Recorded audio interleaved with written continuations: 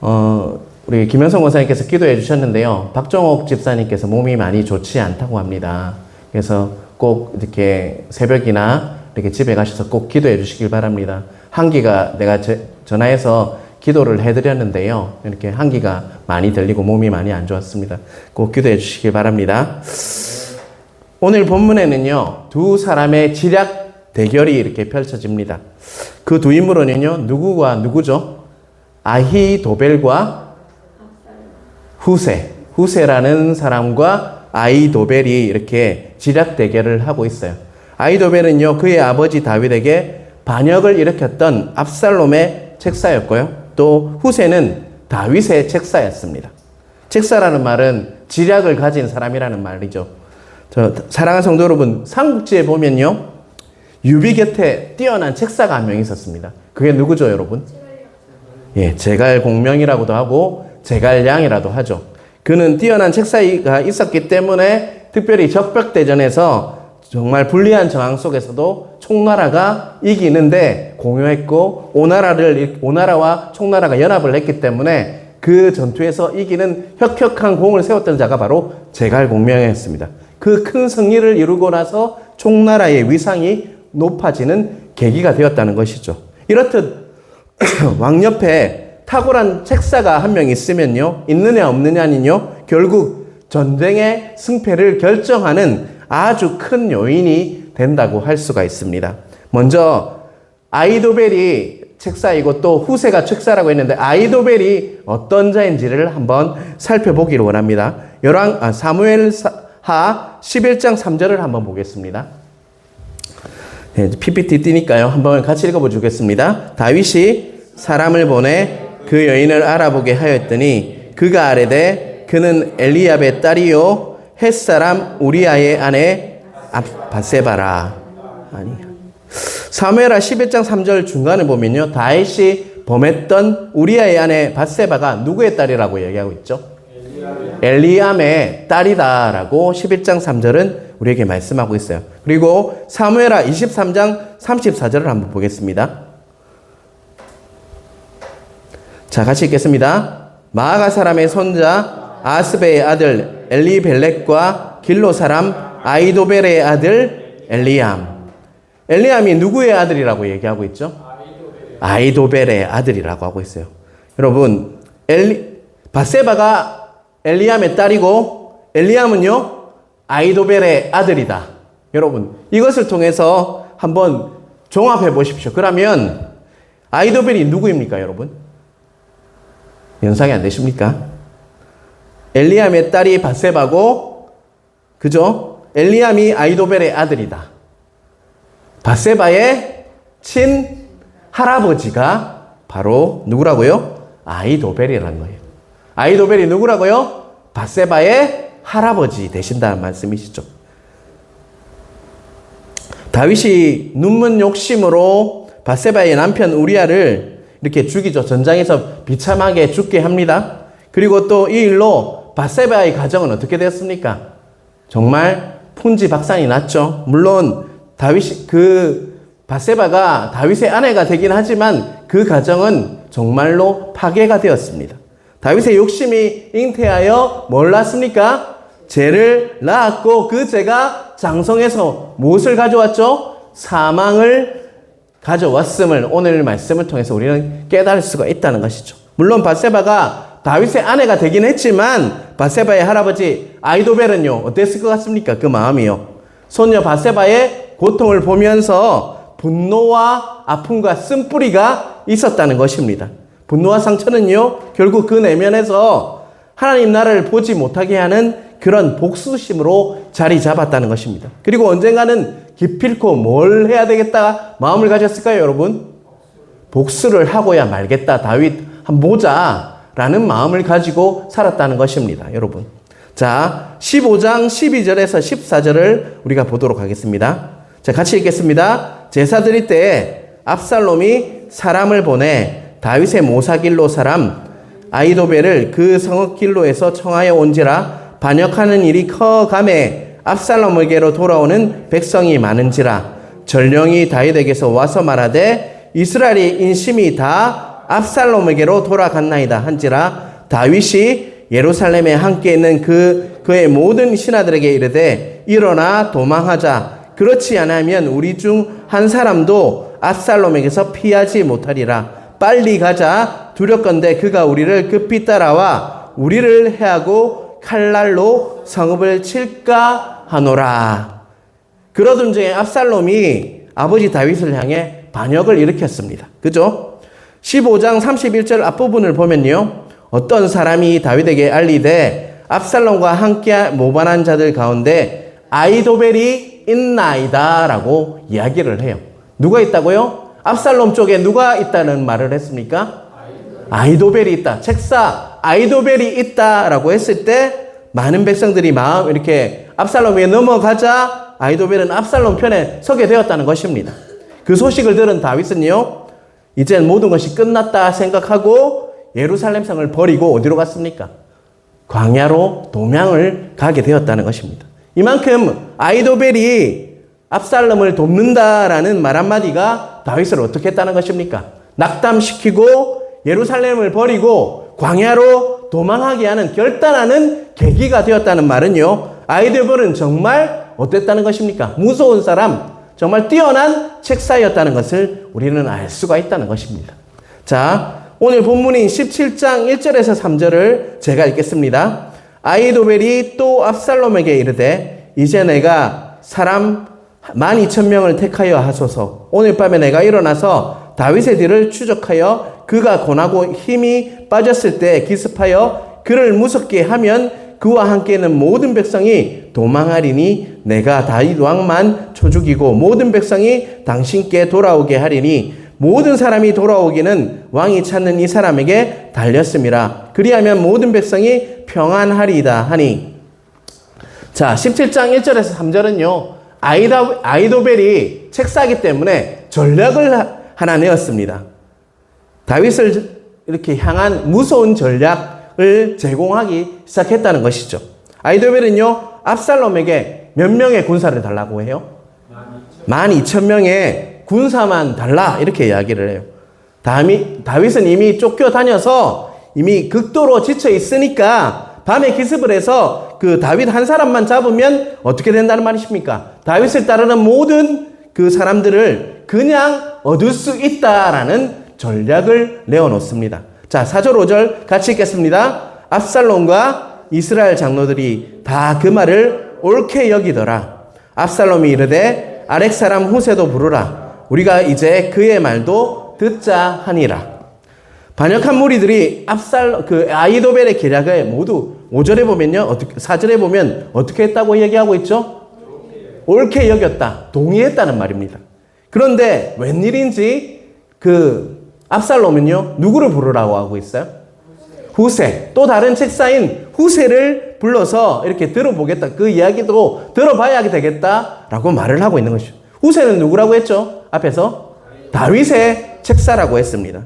다윗이 궁을 버리고 망명길에 이렇게 올라가자 울면서 다윗을 따라다녔는데 다윗이 후위를 도모하기 위해서 너는 이 궁에 남아라 하고 남았던 그 자가 바로 누구냐면 궁의 스파이로 남은 자가 바로 누구라고요? 후세라고 말씀하고 있는 것입니다. 자, 6절 7절을 보겠습니다. 같이 읽겠습니다. 후세가 압살롬에게 이르매 압살롬이 그에게 말하여 이르되 아이도벨이 이러이러하게 말하니 우리가 그 말대로 행하랴. 그렇지 아니하거든 너는 말하라 하니 후세가 압살롬에게 이르되 이번에는 아이도벨이 베푼 계략이 좋지 아니하니이다 하고.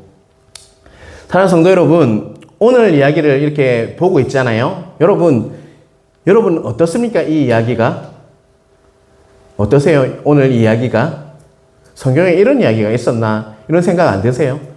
저는 이 이야기를 보면서 굉장히 흥미진진하다라고 생각을 했는데 저만 그렇습니까, 여러분? 저는 이 말씀을 보면서 정말 우리가 보는 드라마만큼 재밌다고 생각을 했는데 여러분은 그렇지 않으세요, 여러분? 제가 설명을 잘 못해서 그렇지 않은가 보네요. 여러분 성경을 이렇게 통독도 하시고 묵상도 깊이 하시길 바랍니다. 여러분 통독은요, 성경을 통해서 큰 숲을 보는 것이라면 묵상은요, 그 숲에 있는 나무, 돌멩이, 그리고 여러 가지 아주 작은 것들까지 자세하게 볼 수 있는 것이 묵상이라고 할 수가 있습니다.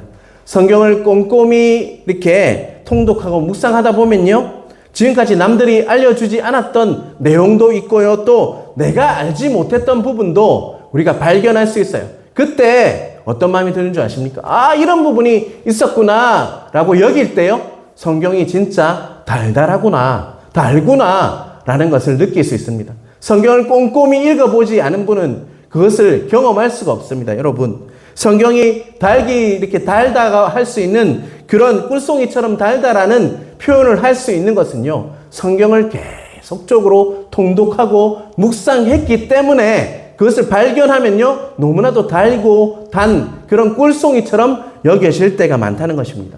여러분, 성경을 사랑하시길 바랍니다. 하나님 말씀을 사랑하시길 바랍니다. 그냥 성경 듣는 것만으로 만족하지 마시고 집에 가셔서 어디를 가시든지 앱도 많지 않습니까? 성경 앱도 있으니까 계속적으로 읽으십시오. 그러면 정말 성경이 달게 느껴질 것입니다. 드라마처럼 너무 재밌구나라는 것을 알 수가 있다는 것이죠. 여러분, 다시 본문으로 돌아와서 압살롬은요, 다윗에게 있다가 전향한 책사 후세에게 이야기를 듣고 싶었습니다. 왜냐하면 후세도 아이도벨만큼 어떻다는 것이에요? 못지않은 책사였기 때문이었습니다. 자, 사무엘하 17장 7절을 보겠습니다. 같이 읽겠습니다. 후세가 압살롬에게 이르되 이번에는 아이도벨이 베푼 계략이 좋지 아니하니이다 하고, 후세는요, 다윗을 위해서 아이도벨의 전략이 좋은 생각이 아니라고 제동을 걸고 있죠. 뭐라고 이야기하고 있죠? 좋은 생각이 아닙니다 라고 이렇게 말하고 있다는 것입니다. 모든 사람이요, 아이도벨의 계략이야말로 단호하고 후환이 없는 탁월한 전략이라고 동의했지만 후세는 의도적으로 뭐하고 있다는 것입니까? 그 이야기를 제동을 걸고 있다는 것입니다. 자, 8절에서 10절을 우리 함께 읽겠습니다. 또 후세가 말하되 왕도 아시거니와 왕의 아버지와 그의 추종자들은 용사라. 그들은 들에 있는 곰이 새끼를 빼앗긴 것 같이 격분하였고 왕의 부친은 전쟁에 익숙한 사람인즉 백성과 함께 자지 아니하고 지금 그가 어느 굴에나 어느 곳에 숨어 있으리니 혹 무리 중에 몇이 먼저 엎드려지면 그 소문을 듣는 자가 말하기를 압살롬을 따르는 자 가운데서 패함을 당하였다 할지라. 비록 그가 사자 같은 마음을 가진 용사의 아들일지라도 낙심하리니 이는 이스라엘 무리가 왕의 아버지는 영웅이요 그의 추종자들도 용사인 줄 알미니이다. 8절을 보면요, 왕의 아버지와 그의 추종자들은 뭐라고 이야기하고 있어요? 용사다 이야기하고 있죠. 또 왕의 부친은 무엇에 익숙하다고 이야기하고 있죠? 전쟁에 익숙한 사람이다 라고 이렇게 이야기하고 있죠. 사실 후세는요, 압살롬에게 좋은 계략을 이야기하는 척 하면서 누구를 띄워주고 있어요, 지금요? 다윗이 얼마나 무서운 사람인지, 얼마나 무서운 전쟁에 익숙한 용사인지를 말하고 있다는 것입니다. 지금 다윗이 장뜩 독이 올라 있으니까 괜히 다윗 잡는다고 쫓아갔다가 몇 사람 죽게 되면 판이 뒤집어질 수도 있다라고 그는 이야기하고 있는 거예요. 그래서 섣불리 움직이면 너희들 다 죽는다. 그러니까 지금 하지 마라 라고 제동을 걸고 있다는 것입니다. 후세가 그렇게 한 이유는 뭘까요? 그렇게 이야기한 이유는 무엇일까요, 여러분? 바로 어떻게 하든지 압살롬의 공격을 어떻게 하려고요? 지연시켜서 다윗이 도망갈 수 있도록 시간을 벌기 위함이었다는 거 잊지 마시길 바랍니다. 자, 11절에서 13절을 보겠습니다. 나는 이렇게 계략을 세웠나이다. 온 이스라엘 단부터 브엘세바까지 바닷가에 많은 모래같이 당신께로 모으고 친히 전장에 나가시고 우리가 그 만날 만한 곳에서 그를 기습하기를 이슬이 땅에 내린같이 우리가 그의 위에 덮여 그와 함께 있는 모든 사람을 하나도 남겨두지 아니할 것이요. 또 만일 그가 어느 성에 들었으면 온 이스라엘이 밧줄을 가져다가 그 성을 강으로 끌어들여서 그곳에 작은 돌 하나도 보이지 아니하게 할 것이니이다 하며, 이게 누구의 말이죠, 여러분? 후세가 이야기했죠. 후세의 계략이었습니다. 여러분. 후세 계략은요, 여러분 말을 보면요, 굉장히 어떠한 것 같습니까? 좀 부풀리는 것 같지 않습니까? 화려하고 멋진 말이 나열되고 있다는 것을, 비유법을 써서 굉장히 좋은 말만 아주 크게, 다윗이 얼마나 큰지에 집중을 하고 있다는 것입니다. 아이도벨의 전략에 의하면요, 밑도 끝도 없고 그냥 허황된 전략이라고 할 수 있어요. 단에서 브엘세바까지 바닷가에 많은 모래같이 모든 군사를 모으자, 이렇게 이야기하고 있어요. 이것이 가능합니까, 여러분? 가능하지 않는 이야기인데 그는 부풀려서 이야기하고 있는 거예요. 더 황당한 이야기는요, 다윗이 어느 성에 숨어 있으면 이스라엘이 밧줄을 가져다가 그 성을 묶어서 강으로 끌고 간다라는 표현을 하고 있어요, 여러분. 전략이 아니라 뭐 하고 있는 것 같습니까, 여러분? 칭찬, 말장난을 하고 있다는 것입니다. 매우 감성적이고 가장되고 허황된 말로 포장된 거짓 전략이 바로 이 말씀이었어요. 자, 14절을 보겠습니다. 같이 읽겠습니다. 압살롬과 온 이스라엘 사람들이 이르되 아렉 사람 후세의 계략은 아히도벨의 계략보다 낫다 하니 이는 여호와께서 압살롬에게 화를 내리려 하사 아히도벨의 좋은 계략을 물리치라고 명령하셨음이니라. 아멘. 조금 전까지 아히도벨이 옳다고 했나요, 안 했나요, 여러분? 아히도벨의 계략이 정말 최고라고 그렇게 이야기했던 자들이 지금은요, 누구 편을 두고 있어요, 지금요? 후세 전략이 더 낫다라고 이야기하고 있다는 것입니다. 우리는 이 부분을 보시면서 깨달아야 할 부분이 있습니다. 사랑하는 성도 여러분, 사무엘하 17장은요, 누구의 계략이 더 나은가 좋은가의 문제가 아니라는 것입니다. 여러분, 솔직히 후세의 계략은요, 아히도벨의 계략보다 너무나도 떨어지는 말장난밖에 되지 않았습니다. 그에 비해서 아히도벨의 것은요, 정말 그대로 했다면 다윗이 목숨을 잃을지도 모르는 그런 정말 좋은 선택이었고 전략이었습니다. 그런데 압살롬은요, 너무나도 탁월한 아히도벨의 그 계략은 남겨두고 택하지 않고요, 누구의 계략을 택했죠? 후세의 그 계략을 택하게 된다는 것입니다. 그 이유는요, 14절에 이렇게 나와 있죠. 이는 여호와께서 압살롬에게 화를 내리려 하사라고 분명히 나와 있다는 것입니다. 분명히 그가 후세의 전략을 택한 것은요, 하나님께서 압살롬에게 화를 내리기 위해서 그랬다. 성경은 분명히 우리에게 말씀하고 있다는 것입니다. 사랑하는 성도 여러분, 압살롬의 마음을 주장하셔서 후세의 전략을 택하게 하신 분이 누구입니까, 여러분? 바로 여호와 하나님 되신다는 거 잊지 마시길 바랍니다. 하나님께서 그렇게 하셨다는 것입니다. 이를 통해서 우리가 깨달아야 할 것은요, 우리가 아무리 뛰어난 계략이 있다 할지라도 하나님의 손길, 하나님의 개입, 하나님의 간섭함이 없다면 뭐란 말이에요?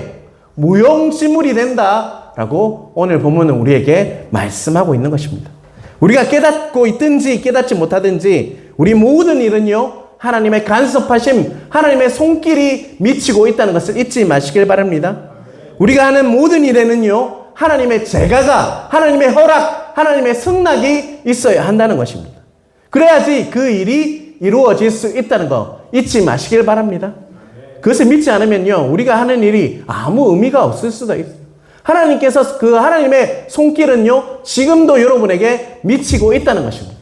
여러분이 하는 것 같지만 하나님께서 허락하시고 제가 하셨기 때문에 여러분에게 그런 일이 일어난다는 거 잊지 않으시는 여러분 되시길 바랍니다.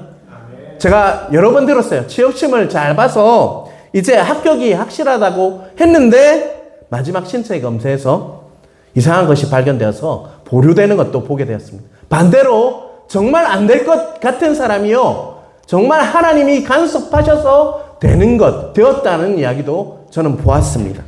정말 순리대로라면 이렇게 가야 하는 것이 맞는데 이상하게 자꾸 미루어지고 변경되어서 내가 생각하고 계획했던 것과 너무나도 다른 그런 다른 길을 걷고 있는 것 같다는 마음을 여러분은 느낀 적이 없습니까?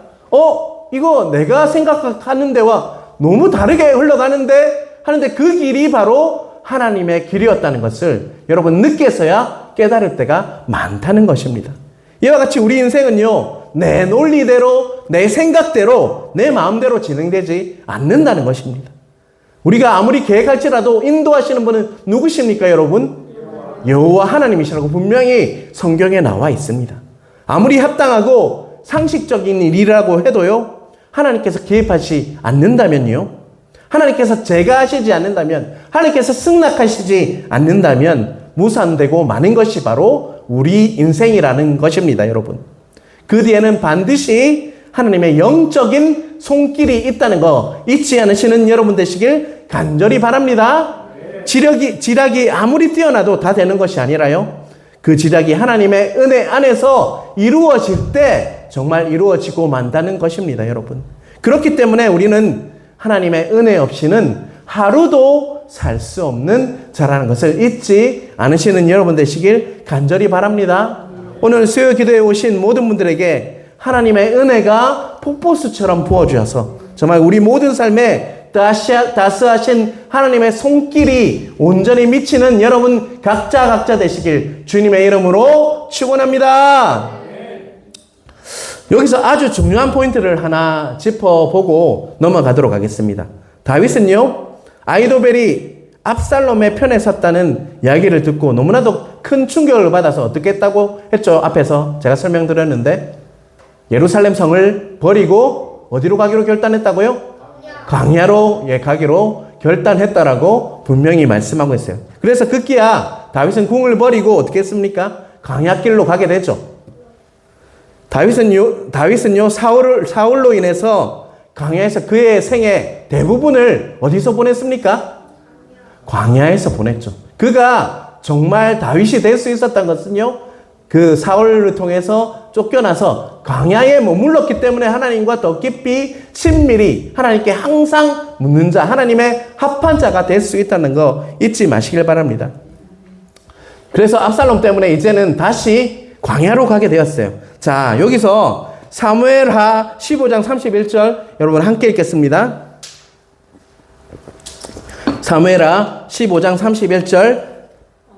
어떤 사람이 다윗에게 알리되 압살롬과 함께 모반하던 가운데 아히도벨이 있나이다 하니 다윗이 이르되 여호와여 원하옵건대 아히도벨의 모략을 어리석게 하옵소서 하니라. 제발 이 사람만은 압살롬에게 가지 말았으면 좋겠다 했던 사람이 누굽니까, 여러분? 아히도벨이었죠. 그런데 아히도벨이 누구와 함께 한다는 소식을 들었습니까? 압살롬과 함께 한다는 소식을 들었어요. 다윗은 큰 충격을 받고 낙심했습니다. 하지만 다윗은요, 사울에게 광야에서 쫓기는 그 고난을 통해서 광야에서 배운 것이 하나 있어요. 그게 뭐냐면 그는 고난 속에서 문제와 상황을 바라보는 것이 아니라요, 무엇을 바라봤을까요, 여러분? 그 문제와 상황 뒤에 계신 하나님을 바라보고 그는 부르짖어 기도했던 것을 배웠다는 것입니다, 여러분. 그래서 다윗은 고난 때마다 어디에서 무엇을 했을까요? 광야에서 부르짖으며 기도했다는 것입니다. 그리고 하나님께서는 언제나 그 부르짖음에 응답하셔서 그를 바위 틈에 숨기시고 적의 눈을 가리셔서 늘 보호해 주셨다. 그런 분이 바로 하나님이라는 것을 광야에서 배웠어요. 그래서 다윗은요, 아히도벨이 압살롬의 편이 되었다는 최악의 그 상황 속에서 무엇을 붙잡았을까요, 여러분? 하나님께 기도의 끈을 놓지 않았다는 것입니다. 그리고 어떻게 기도했죠? 오늘 31절 읽었지 않습니까? 그래요. 여호와여 원하옵건대 아히도벨의 모략을 어떻게 했다고요? 어리석게 하옵소서. 이거는 기도입니다. 제가 다시 한번 읽겠습니다. 여호와여 원하옵건대 아히도벨의 그 모략을 어리석게 하옵소서. 이렇게 기도했죠. 이 기도에 하나님께서 응답하셨고요, 그 압살롬의 눈과 마음을 멀게 하셔서 아히도벨의 그 뛰어난 전략이 아니라 무엇을 선택하게 했죠? 후세의 어리석은 정말 호황된 전략을 선택하게 하셨다는 것을 잊지 마시길 바랍니다. 우리에게 어떠한 힘든 상황과 환경이 몰려와도요, 아무런 돌파구가 없는 듯한 그런 상황에 있을지라도 그리고 우리가 하나님께 부르짖으며 잡아야 할 끈은 무엇일까요? 바로 기도라는 것입니다. 기도. 기도의 끈을 놓지 않을 때 하나님께서는요, 우리의 기도를 들으시고 응답하시는 분이라는 것을 잊지 마시길 바랍니다. 우리가 놓지 않아야 할 끈은요, 바로 기도입니다. 기도. 우리는 힘들면 힘들수록, 지치면 지칠수록 기도해야 한다는 것을 잊지 마시길 바랍니다.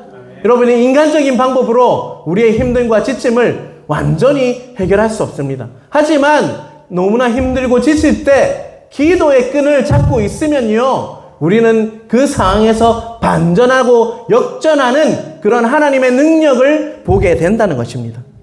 사랑하는 성도 여러분, 어떠한 문제가 있으면요, 그 닥키는 무엇인 것 같습니까? 그 닥바퀴는 무엇인 것 같습니까? 기도입니다. 기도. 언제나 기도임을 기억하시길 바랍니다. 사랑하는 성도 여러분, 문제가 있으면 하나님 앞으로 나아가서 바로 뭐 할 때인 것 같습니까? 기도할 때라는 거 잊지 마시길 바랍니다. 내 상황이, 환경이 나빠지기 시작하면요, 나에게로 와서 기도해라는 시그널이라는 거 잊지 않으시는 여러분 각자 되시길 주님의 이름으로 축원합니다. 마지막으로 17장 23절을 한번 읽겠습니다. 같이 읽겠습니다. 아이도벨이 자기 계략이 시행되지 못함을 보고 나귀의 안장을 치우고 일어나 고향으로 돌아가 자기 집에 이르러 집을 정리하고 스스로 목매어 죽음에 그의 조상의 묘에 장사되니라. 아이도벨이 어떻게 됐다고요?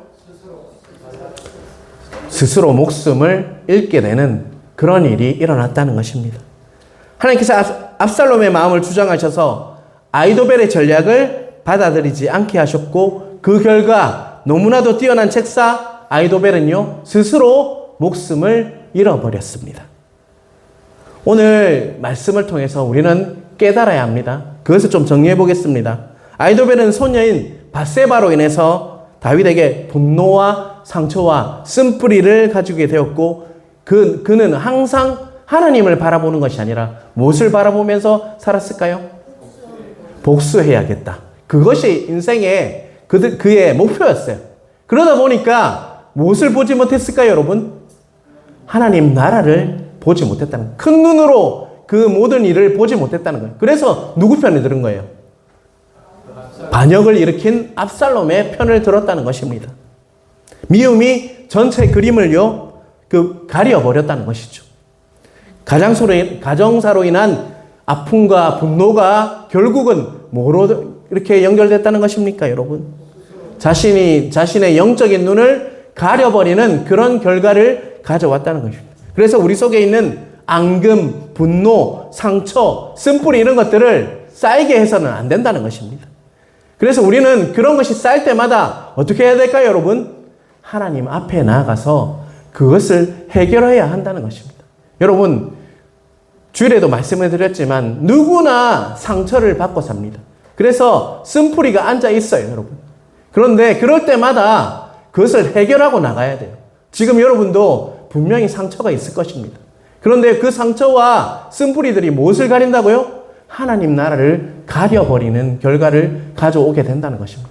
여러분, 기도하실 때 나는 상처가 없어 이렇게 생각하지 마시고요. 내 안에 있는 상처를 알게 해주셔서, 쓴뿌리를 알게 해주셔서 하나님 안에서 그것을 해결할 수 있게 해주십시오. 그래서 영적으로 분별력을 가지게 해주시고 하나님 나라를 바라보며 살아가는 은혜를 허락하여 주십시오 라고 꼭 기도하시길 바랍니다. 두 번째로, 아무리 탁월한 계략일지라도요, 무엇이 없으면 그것이 이루어질 수 없다고요?